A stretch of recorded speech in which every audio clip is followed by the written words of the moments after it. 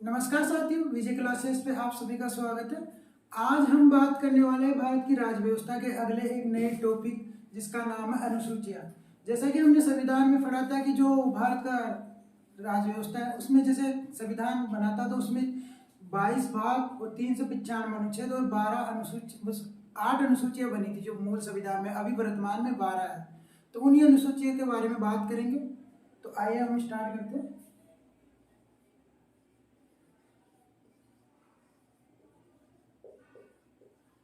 अनुसूचियां, तो अनुसूचियां कहते हैं जो मूल संविधान में, मूल संविधान से मतलब जो 26 जनवरी 1950 को हमारा संविधान लागू हुआ था उसमें कितनी थी। तो मूल संविधान में 8 अनुसूचियों की बात की गई थी और वर्तमान में ये अनुसूचियों की संख्या 12 हो गई है। ये सभी जो एक्स्ट्रा 4 अनुसूचियां जोड़ी गई है, तो इन अनुसूचियों की बात करें तो एक्स्ट्रा 4 अनुसूचियां जोड़ी गई है, तो वो अनुसूचियां जो या संविधान में संशोधन करके जोड़ी गई है। तो अब हम आगे बात करते हैं जो पहली अनुसूची, जो फर्स्ट अनुसूची है, अनुसूची फर्स्ट। अनुसूची फर्स्ट में बात करें तो जो भारत के राज्य है, जैसे आपको पता है भारत में 28 राज्य है, तो वो जैसे राज्य और केंद्र शासित प्रदेश, जैसे भारत में 9 केंद्र शासित प्रदेश है और 28 राज्य, तो उन्हीं के बारे में बात करते हुए बताया गया कि जो भारत में केंद्र शासित प्रदेश और राज्य है उन सभी के नामों का उल्लेख, मतलब भारत में हम कह सकते हैं जैसे कि भारत में या फिर भारत के, ऐसे चलो भारत के राज्यों और केंद्र शासित प्रदेशों का नाम का उल्लेख। मतलब अनुच्छेद 5 में बात करें तो भारत के केंद्र शासित प्रदेश और राज्य उन सभी के नामों का उल्लेख इसमें किया गया है जो अनुसूची 5 में। अब बात करते हैं अनुसूची सेकंड, अनुसूची 2। अनुसूची 2 की बात करें तो जो अनुसूची 2 है उसमें क्या किया गया है, जो मतलब जो वेतन है, मतलब जो भी मतलब वेतन है, मतलब जैसे मान लो आप क्या कह सकते हो वेतन, मतलब जो भी संवैधानिक पदाधिकारी है, जैसे हम ऐसे कह सकते हैं संवैधानिक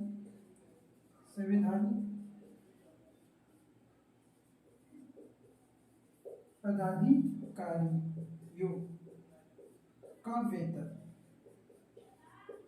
जो भी संवैधानिक पदाधिकारी है उन सभी के वेतन का यहाँ पर उल्लेख किया गया है। तो संवैधानिक पदाधिकारियों में हम जैसे बात करें तो संवैधानिक पदाधिकारी कौन हो सकते हैं, जैसे संवैधानिक पदाधिकारी बात करें तो जो संसद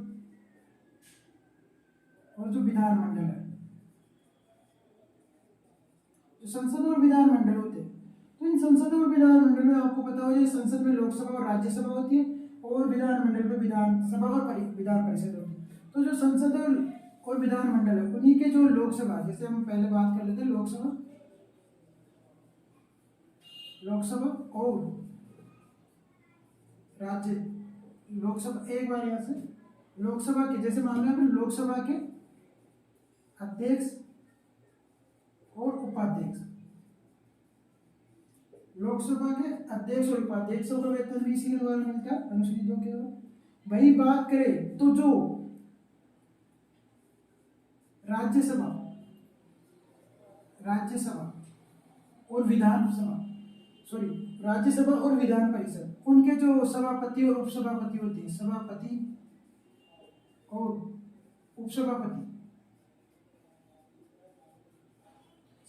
और उपसभापति होते हैं, उनका वेतन भी इसी अनुसूची में इसका उल्लेख किया गया है, इसी अनुसूची में इसका उल्लेख किया गया है।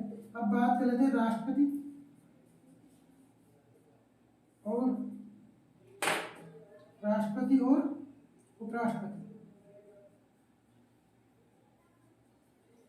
राष्ट्रपति और उपराष्ट्रपति, इनके वेतन का भी उल्लेख किया गया, लेकिन इनका वेतन का जो इस अनुसूची में उल्लेख किया गया तो इसमें बताया गया कि जो इसके वेतन का उल्लेख है इसमें वेतन ना लिखकर इनको जो इनके वेतन को नाम दिया गया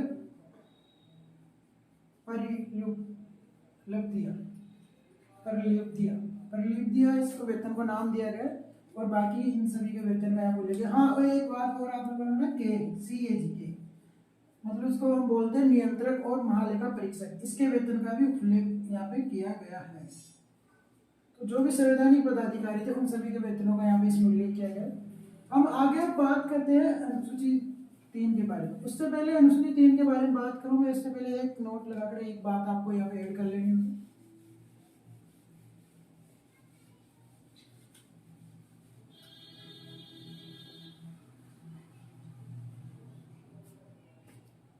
अनुसूची, जैसे मैं एक नोट लगा के आपको यहाँ पे एक बात याद करनी, जैसे कि हमने बात की जो अनुसूची 2 थी, तो अनुसूची 2 में क्या है कि जो वेतन का उल्लेख किया गया है, तो जैसे हमने पढ़ा यहाँ पे सब राष्ट्रपति राज्यपाल के वेतनों का भी उल्लेख किया गया है, और जिनके मतलब, लेकिन एक बात है कि जो राष्ट्रपति को ना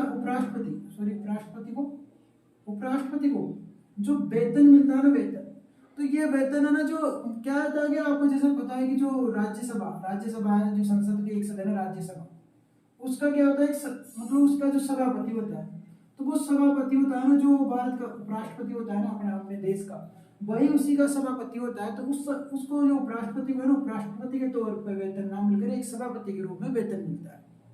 तो ये बात आपको नोट करके ध्यान रखनी। अब आगे हम अपनी जो कंटिन्यू करते हैं अनुसूची 3 के बारे में।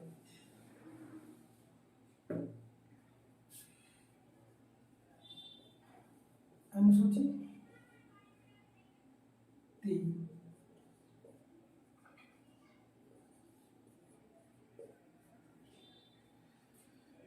अनुसूची 3, तो अनुसूची 3 की बात करें तो अनुसूची 3 में क्या है कि शपथ का उल्लेख, शपथ। अब ये शपथ किस किस की हो सकती है, हम बात करें तो शपथ, जो शपथ है उसका उल्लेख है, शपथ हो सकती है मतलब यहाँ पे जो भी जैसे संसद और विधानमंडल, संसद और विधानमंडल से आप समझ सकते हो कि संसद और विधानमंडल में किनको रखा गया है। तो संसद में बात करें, संसद में लोकसभा और राज्यसभा आ जाती है।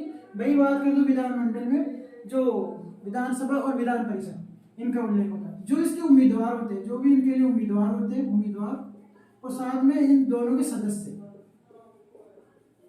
सदस्य की शपथ का उल्लेख है। सेकंड बात करें तो किनकी शपथ का उल्लेख है, जो संघ और राज्य, मतलब जो भी हमारे मतलब देश में मंत्री होते थे, एक तो संघ सरकार के होते हैं, मतलब केंद्र सरकार, और एक राज्य सरकार के, उन दोनों के मंत्री, संघ और राज्य के मंत्रियों, जो मंत्री होते हैं उनकी शपथ का उल्लेख इसमें किया गया है। वो भी शपथ लेंगे तो इसी अनुसूची के अनुसार लेंगे। वहीं आगे बात करें तो आगे तो एक जो CAG के का पूरा नाम है नियंत्रक और महालेखा परीक्षक, जिन्हें बोलते हैं, इसकी शपथ का भी उल्लेख है। के की शपथ, मंत्रियों की शपथ। अब आगे बात करते हैं जो हाई कोर्ट और जो सुप्रीम कोर्ट है, हाई कोर्ट और सुप्रीम कोर्ट। तो हाई कोर्ट और सुप्रीम कोर्ट के जो न्यायाधीश होते हैं, उनकी शपथ, न्यायाधीशों की शपथ, उसका उल्लेख भी अनुसूची 3 में है। जैसे हमने बात की कि किन किन के शपथ का उल्लेख किया गया, संसद और विधानमंडल के उम्मीदवारों की शपथ का उल्लेख किया गया, और उनके सदस्यों की बात करें, संघ सरकार और राज्य सरकार, इनके मंत्रियों की शपथ का उल्लेख किया गया, के जो जिन्हें हम बोलते हैं नियंत्रक और महालेखा परीक्षक, उनकी शपथ का उल्लेख किया गया। वही बात करें तो जो हाई कोर्ट और सुप्रीम कोर्ट के न्यायाधीशों की शपथ का उल्लेख किया गया। लेकिन कुछ इसमें क्या है कि कभी कभी क्वेश्चन आता है कि मतलब इस प्रकार से क्वेश्चन पूछा जाता है कि किन की शपथ का उल्लेख नहीं किया गया, मतलब उनमें देता है इनमें से अनुसूची 3 में कौन सी किसके शपथ का उल्लेख नहीं है, ऐसे कई बार क्वेश्चन बन जाता है। तो हम बात करेंगे कि उन लोगों की जिनके शपथ का उल्लेख इसमें नहीं किया गया अनुसूची 3 में, उन सब के बारे में हम यहाँ पे बात करते हैं, कौन कौन से हैं। तो उनकी बात करें, जैसे कि बेपद जिनकी शपथ का उल्लेख नहीं है, तो उनकी बात करें तो उनमें एक आ जाता है राष्ट्रपति, दूसरा आ जाता है राज्यपाल, और तीसरे उपराष्ट्रपति।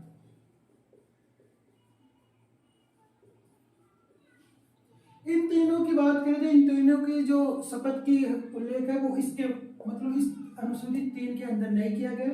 इनके अलग से अनुच्छेद बनाए गए और उन्हीं में उनकी शपथ के उल्लेख किया गया है, उनकी शपथ किस प्रकार होगी और वो किसकी शपथ लेंगे, तो वो उन्हीं उन्हीं का तीनों का अलग अलग अनुच्छेद बनाया गया है।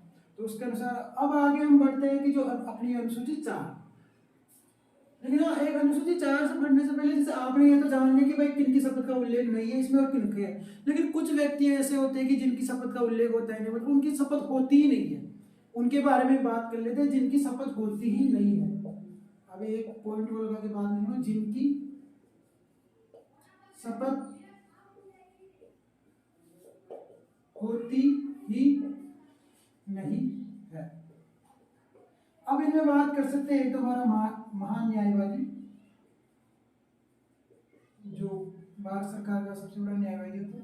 वही बात करें तो एक महाधिवक्ता, जो महान्यायवादी वो अपने केंद्र में होता है, महाधिवक्ता अपने राज्य में महाधिवक्ता। एक जो होता है कि जो लोकसभा लोकसभा लोकसभा जो लोकसभा के अध्यक्ष होते हैं और उपाध्यक्ष, जो अध्यक्ष और उपाध्यक्ष होते हैं तो उनकी शपथ मतलब उनकी शपथ वो भी शपथ नहीं लेते। अब वो ऐसे हम कैसे मान सकते हैं वो शपथ नहीं लेते? मैं इनको बता दूं, जो लोकसभा और इसमें विधानसभा में आप जोड़ लीजिए, इनके अध्यक्ष और उपाध्यक्ष होते हैं वो भी इनके शपथ का उल्लेख मतलब वो शपथ लेते ही नहीं है। तो वो क्यों नहीं लेते? क्योंकि जो अध्यक्ष होता है और उपाध्यक्ष होता है तो ये क्या होता है कि ये कहीं ना कहीं सदस्य होते हैं, मतलब लोकसभा और मतलब इसके सदस्य होते हैं विधानसभा के, तो वो सदस्य होते हैं तो वो सदस्य के रूप में पहले ही शपथ ले चुके होते हैं। जैसे अनुसूची 3 के अनुसार सदस्य के रूप में पहले ही शपथ ले चुके होते हैं, वो दोबारा शपथ नहीं लेते, उनको सिर्फ एक मतलब अध्यक्ष बनाया जाता है। उसी प्रकार हम बात कर सकते हैं जो राज्यसभा विधान परिषद है, राज्यसभा और विधान परिषद है, तो उनके जो सभापति और उपसभापति होते हैं ना, वो भी जैसे आपको पता है कि राज्यसभा का सभापति उपराष्ट्रपति होता है तो वो वैसे शपथ नहीं लेगा, और उपसभापति तो वो उपसभापति यहाँ पे घोषित किया जाता है तो वो भी सभापति, तो इनका भी इनकी शपथ का उल्लेख भी यहाँ पे नहीं किया गया है। तो इनके बारे में हमने जान लिया भाई किन की शपथ का उल्लेख किया गया है, किन की नहीं किया गया और किन का अनुसूची 3 में नहीं है, और कुछ लोग ऐसे होते हैं जिनकी शपथ होती नहीं। अब आगे हम बात करते हैं कि जो अनुसूची अपनी 4 अनुसूची है उसके बारे में। अनुसूची 4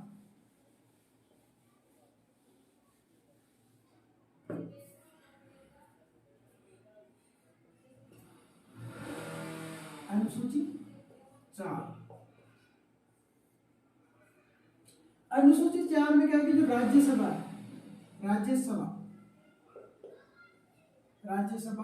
की सीटों का बंटवारा।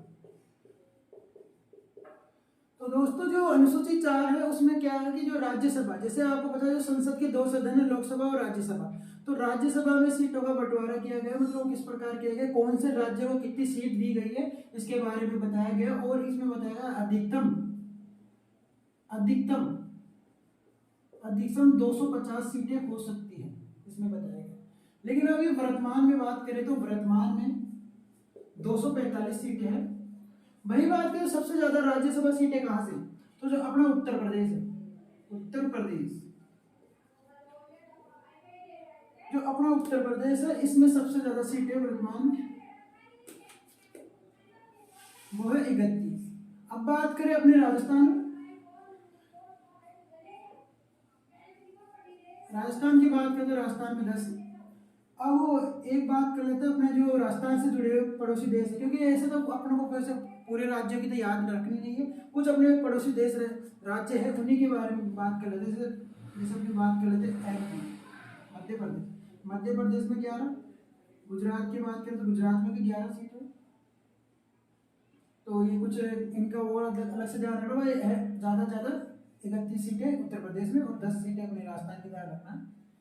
बाकी हम आगे बात करते हैं कि जो सीटों का यहाँ पे बंटवारा के बारे में बात करते हैं। अब अगली अनुसूची के बारे में बात करते हैं, उस जो अनुसूची 5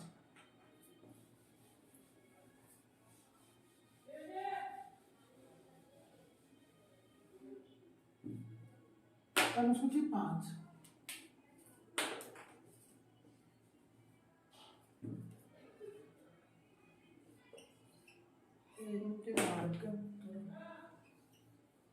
अनुसूची 5, अनुसूची 5, अनुसूची 5 की बात करें तो अनुसूची 5 में जो अनुसूचित क्षेत्र है, जो अनुसूचित क्षेत्र है, जैसे कि अनुसूचित क्षेत्रों, जैसे मैं बात करूँ तो अनुसूचित जो भी विभाग के अनुसूचित क्षेत्र, अनुसूचित, एक मार्क का प्रॉब्लम हो गया,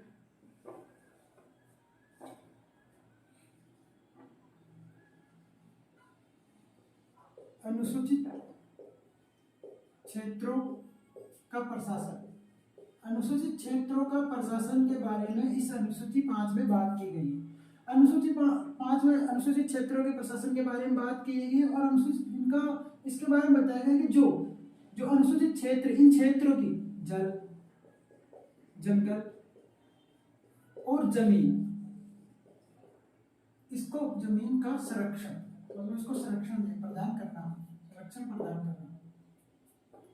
इस अनुसूचित जो अनुसूचित क्षेत्र, इनकी घोषणा कौन करता है? इसका घोषणाकर्ता किसे बोल सकते हैं? अनुसूचित क्षेत्रों का, अनुसूचित क्षेत्रों का घोषणाकर्ता हम राष्ट्रपति को मानते हैं और राष्ट्रपति इसकी घोषणा करता है कौन सा क्षेत्र अनुसूचित है या नहीं। तो ये बात कर ली अनुसूची 5 के बारे में।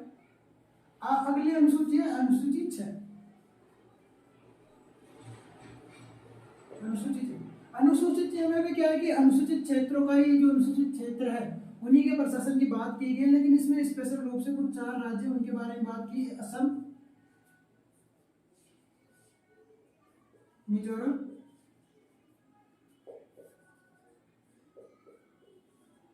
मेघालय और त्रिपुरा। असम, मिजोरम, मेघालय और त्रिपुरा, इन चारों राज्यों के बारे में बात की गई है इसमें। इसके बाद करें तो इन चारों के जो अनुसूचित क्षेत्र है, अनुसूचित क्षेत्र, उनके बारे में बात की। तो अनुसूचित क्षेत्र इनके बारे में बात की गई इन चारों के राज्यों के बारे में। लेकिन इसके आप इन चारों राज्यों के नाम के लिए मैं एक आपको ट्रिक बता देता हूँ, उससे आप याद रख सकते हो। अमी मैत्री, आपको ये ट्रिक ध्यान रखनी है, इससे इन चारों राज्यों के नाम भी आप याद कर सकते हैं। अमी मैत्री।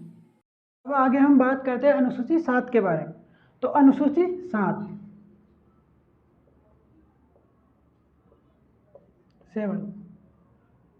इस अनुसूची की बात करें तो इसमें क्या है कि राज्य सरकार और केंद्र सरकार को कई विषयों में बांटा गया है। मतलब एक तरह से हम कह सकते हैं विषयों का बंटवारा, विषयों का बंटवारा। अब विषयों का बंटवारा कैसे किया गया है कि जो मतलब 3 सूचियों में बांटा गया है इन विषयों को। जैसे हम कह सकते हैं संघ सूची, एक राज्य सूची और एक समवर्ती सूची, समवर्ती सूची। जो ये 3 सूचियों में बांटा गया और इन 3 सूचियों का मतलब है कि संघ सूची है। इस संघ सूची से मतलब है कि जो भी विषय रहेगा वहाँ पे, मतलब संघ सूची के अंडर में जो भी विषय रहेगा उस पर केंद्र कानून बनाएगी, केंद्र कानून बनाएगी। राज्य सूची के अंडर में आने वाले विषय पे राज्य कानून बनाएगा। वही बात करें समवर्ती सूची में दोनों केंद्र और राज्य दोनों के द्वारा कानून बनाया जाएगा। अब हम बात करते हैं कि इनको इन विषयों में बांटा गया, लेकिन एक आपको नोट करके बात है आपको यहाँ पे ध्यान रखनी है कि जो अनुच्छेद 48, अनुच्छेद 248, इसमें बताया गया कि अनुच्छेद 248 में कि जो कुछ ऐसे विषय की जो इन पे ना तो केंद्र कानून बना सकते हैं ना राज्य, मतलब इन अनुसूचियों से बाद में बचे हुए उनको कह सकते हैं हम अवशिष्ट विषय, अवशिष्ट विषय। इन पे कानून कौन बना सकता है? अवशिष्ट विषय की हमने बात की थी, जैसे हमने कल एक टॉपिक पढ़ा था, मतलब वो क्या बोलते हैं संविधान का स्रोत, उसमें हमने देखा था कि अवशिष्ट विषयों का बंटवारा, जो बंटवारे पे जो कानून बनाने का अधिकार वो केंद्र को दिया गया है, उस केंद्र को उसको हमने कन्नाडा से लिया था, ये बताया भी था मैंने आपको। तो जो अवशिष्ट विषयों पे है ना, जो कानून बनाने का काम का अवशिष्ट विषयों पर कानून केंद्र द्वारा बनाया जाएगा।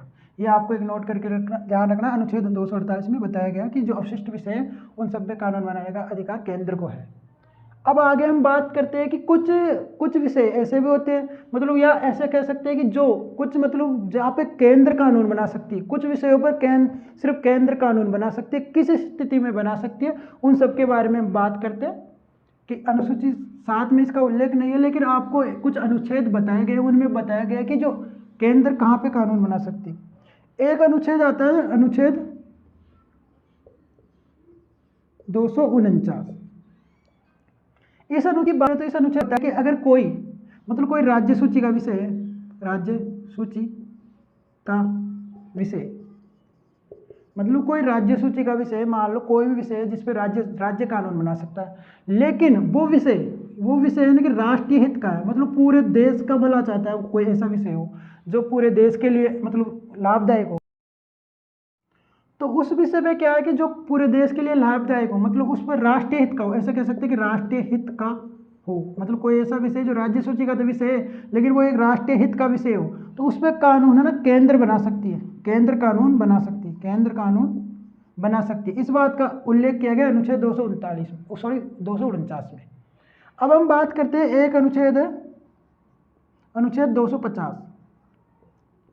अनुच्छेद 250 में कहा गया है कि जो मतलब जो कभी आपातकाल लगता है ना, आपातकाल के बारे में हम आगे पढ़ेंगे। तो जैसे आपातकाल कभी भी किसी भी राज्य में आपातकाल लगाओ तो उस स्थिति में भी कानून केंद्र बना सकता है उस विषय पर। एक अनुच्छेद है अनुच्छेद 252।